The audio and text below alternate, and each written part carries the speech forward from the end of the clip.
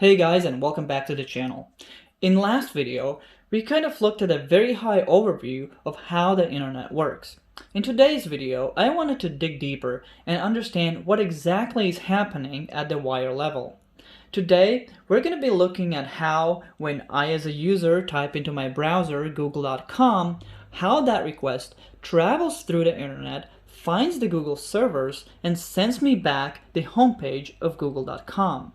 The internet is a global network of computers, or networks, that are all connected using physical wires. Now, you might have heard of Wi-Fi or wireless internet, but at the end of the day, all of the networks are actually connected together using wires, even huge undersea cables.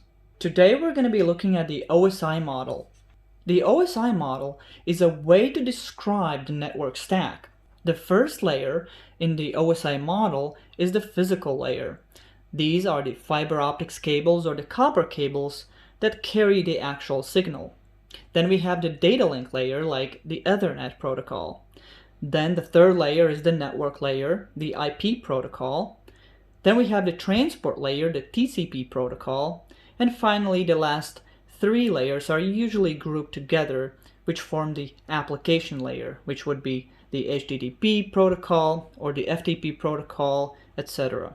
So going back to our earlier illustration, let's look at what exactly happens when I type into my browser google.com. The first thing that's going to happen is my computer is going to ask the DNS server the IP address of google.com, because google.com itself is not an address, even though it's oftentimes referred to as an address, and even in our browsers you have the address bar, but technically google.com is a name, or more specifically a domain name or a host name that needs to be translated into an actual IP address. Now, once our computer receives the IP address of google.com, we send a message in the form of something like this, an HTTP request, saying that this message is coming from our IP address and also a port to Google's IP address and a port. Then we specify in the message what it is that we actually want to get, or the message that we want to send to Google. In this case, we're saying we want to get the root of google.com, or the root page of google.com. Now, this message again is going to travel through physical wires, sometimes undersea cables in this case. It's going to go through all of the internet. It's going to find the shortest path to Google servers and send us back the homepage of google.com that's going to look something like this. This is what we call an HTTP response.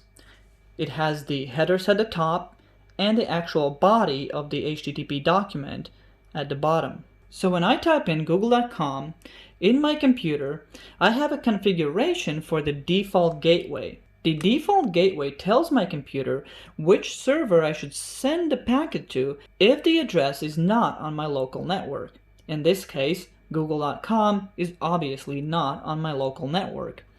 So the internet service provider actually gives me an IP address that I can contact in order for me to find addresses that are outside of my local network. In this case, it's 86.10.9.107. Once the request arrives at my internet service provider's server, it then needs to decide the shortest path to take to find Google servers.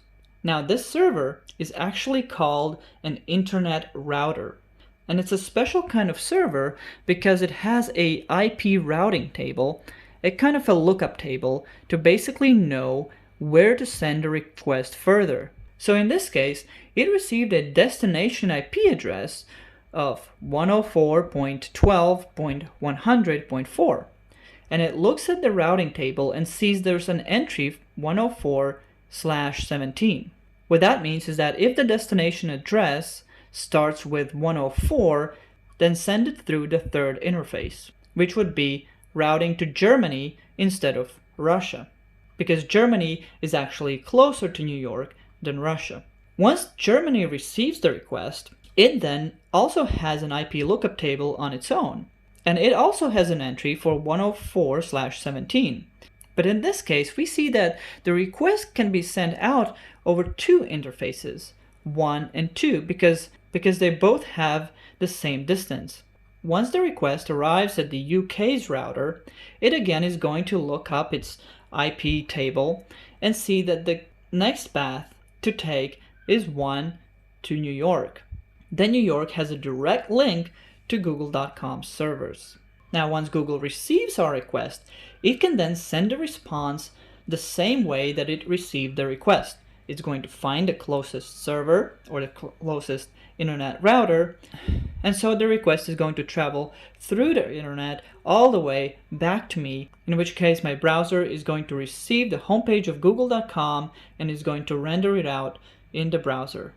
Now let's take a look at what exactly is happening at the wire level. How does the server know when to start listening for an actual communication? This is what is called an Ethernet frame. All Ethernet frames start with a preamble. The preamble is basically an alternating pattern of ones and zeros that tell the server this is an Ethernet frame, start listening. The preamble ends with two ones, which means that the next information is going to be data. In this case, it's going to be the destination and the source address. Now, these are not IP addresses. These are actually MAC addresses. The next one is going to be the Ethernet type, meaning what kind of packet it is going to be. In this case, it's going to be an IP packet, and so the Ethernet type is going to be 0800. After that, we have the IP header, which includes the source and the destination address of the packet. After that, we have the TCP header, which includes the source port and the destination port, as well as acknowledgement numbers. After that, we have the data itself. In this case, it's an HTTP request or a response. And after that, we have the frame check sequence. So that is literally what is happening at the wire level when you type into your browser, for example, google.com. Thank you for watching this video, and I will see you guys next time.